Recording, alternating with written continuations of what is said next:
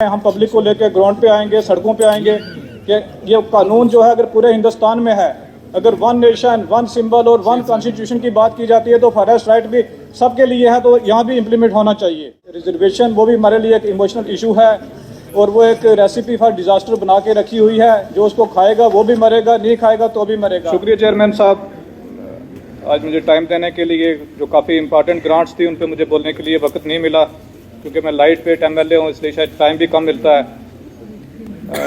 सबसे पहले मैं फॉरेस्ट राइट पे बोलना चाहूँगा कि जो ये फॉरेस्ट राइट एक्ट है, इसको इम्प्लीमेंटेशन के लिए कुछ एक प्लानिंग और स्ट्रेटजी की ज़रूरत है।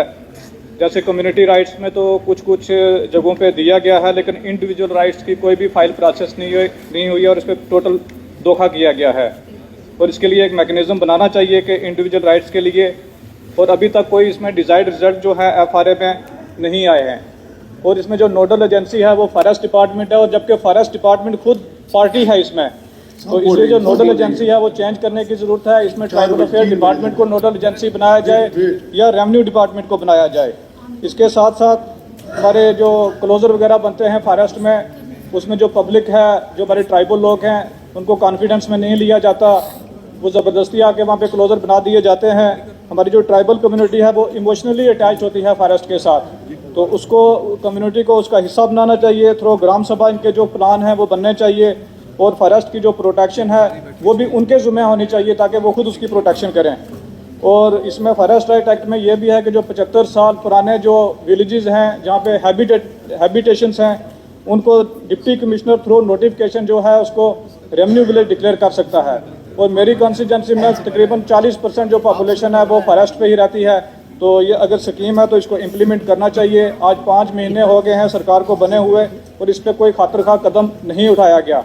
मेरी मंत्री साहब से गुजारिश है कि ये इसके ऊपर कोई प्लानिंग की जाए, इस फॉरेस्ट राइट एक्ट को इम्प्लीमेंट किया जाए। अगर इनकी सुनवाई नहीं है, ये हमें बताएं। इनके पीछे 50 MLA खड़े हैं, हम पब्लिक को लेकर ग्राउंड पे आएंगे, सड़कों पे आएंगे कि ये कानून जो है अगर पूरे हिंदुस्तान में है, अगर वन नेशन वन सिंबल और वन कॉन्स्टिट्यूशन की बात की जाती है तो फॉरेस्ट राइट भी सबके लिए है, तो यहाँ भी इम्प्लीमेंट होना चाहिए।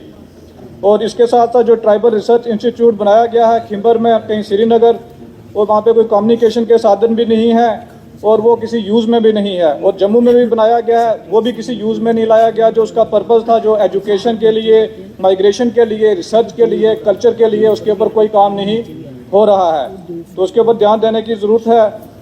और जो हमारे जो प्लानिंग का जो प्रपोजल होता है, जो सेंट्रल गवर्नमेंट को भेजना होता है, उसकी भी कोई टाइम लिमिट नहीं है, कुछ पता नहीं है, ना हमारे साथ कोई बातचीत है और ना उसको कोई टेकअप किया जा रहा है। और जो 10% ओवरले होता है ट्राइबल कम्युनिटी के लिए, उसके लिए जो प्रोविज़न है कि वो 10% जो हर डिपार्टमेंट की एलोकेशन उनके लिए रखी जानी चाहिए, तो उसका भी कुछ अता पता नहीं है। और मेरी ट्राइबल डिपार्टमेंट के जो मिनिस्टर हैं उनसे रिक्वेस्ट रहेगी कि जो पैसा है हमारा, प्राइमरीली जो हमें ज़रूरत है वो एजुकेशन और हेल्थ के लिए ट्राइबल लोगों को ज़रूरत है, उस पैसे को वेस्ट ना किया जाए और इसी पे फोकस किया जाए हेल्थ और एजुकेशन के ऊपर। उसके साथ रिजर्वेशन वो भी हमारे लिए एक इमोशनल इशू है और वो एक रेसिपी फॉर डिजास्टर बना के रखी हुई है। जो उसको खाएगा वो भी मरेगा, नहीं खाएगा तो भी मरेगा। जैसे बांग्लादेश की जो एग्जाम्पल है हमारे सामने है, एक पूरा मुल्क जो है वो रिजर्वेशन की वजह से बर्बाद हो गया है। तो ये एक इमोशनल इशू है, इसको टच करने से पहले जो हम ट्राइबल लोग हैं ST1 ST2 हमें कॉन्फिडेंस में लेके इसके ऊपर कोई डिसीजन लिया जाए। उसके साथ साथ मैं पोल्यूशन कंट्रोल बोर्ड की बात करना चाहूँगा। ये सिर्फ एक इंस्पेक्टर राज बन के रह गया हुआ है, जो इनका प्राइमरी पर्पज़ है पोल्यूशन को कंट्रोल करने का, उस पर कोई काम नहीं हो रहा। चाहे वो व्हीकलर पोल्यूशन है, चाहे वो वाटर पोल्यूशन है, इसके ऊपर ध्यान देने की ज़रूरत है। उसके बाद जनाब JJM की बात करूँगा। JJM की मेरी टोटल जो स्कीम्स हैं वो 73 स्कीम मेरी कॉन्स्टिट्यूंसी में चल रही हैं, जिसमें से 29 कंप्लीट हो चुकी हैं।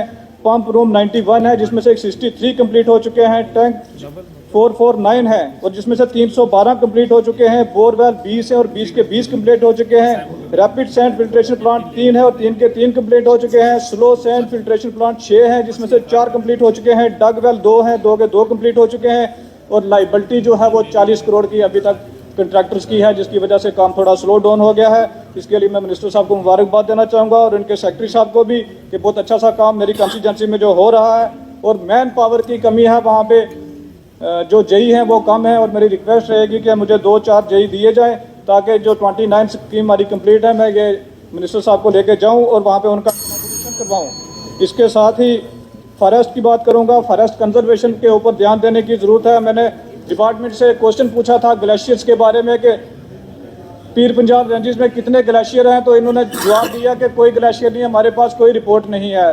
जबकि मैंने एक रिसर्च पेपर पढ़ा था, 121 ग्लेशियर हमारे पीर पंजाल रीजन में है जो बड़ी फास्ट पेस के साथ जो है वो डिप्लीट हो रहे हैं।